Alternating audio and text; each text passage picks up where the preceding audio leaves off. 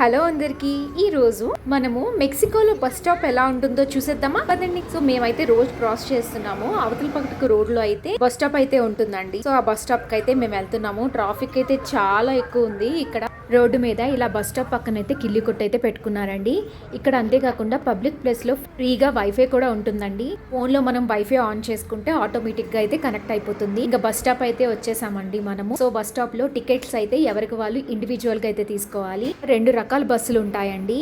ఒకటి private bus. So private బస్సులో అయితే లోపల కండక్టర్ వచ్చి టికెట్ అయితే ఇస్తారు. సరే డబ్బులు అయితే ఇవ్వాలి. అయితే మనం కార్డ్ అయితే యూస్ చేస్తే సరిపోతుంది. సో మా ఆయన గారి దగ్గర కార్డు ఉంది కాబట్టి ఇలా పెట్టేసి లోపలికైతే వచ్చేసాము. చిన్న పిల్లలకి ఇయర్స్ తర్వాత వాళ్ళకి కూడా బస్ టికెట్ అనేది ఫ్రీ అండి. చూసారు కదా బస్సు గురించి అయితే వెయిట్ చేస్తున్నాము. క్యూలో అయితే నించోవాలి. ఇక్కడ మామూలుగా అయితే మనం అయితే బస్సు వస్తుందని చెప్పి గుంపులుగా నించుంటాం కదా, క్యూలో ఎక్కేసి క్యూలో అయితే నించోవాలండి. ఇందాక మీకు చెప్పాను కదండి ప్రైవేట్ బస్ అంటే ఇదేనండి. దీంట్లో అయితే మనం డబ్బులు అయితే పే చేయాలి. తర్వాత మేము ఎక్కాల్సిన డబుల్ డెక్కర్ బస్ అయితే వచ్చేసింది.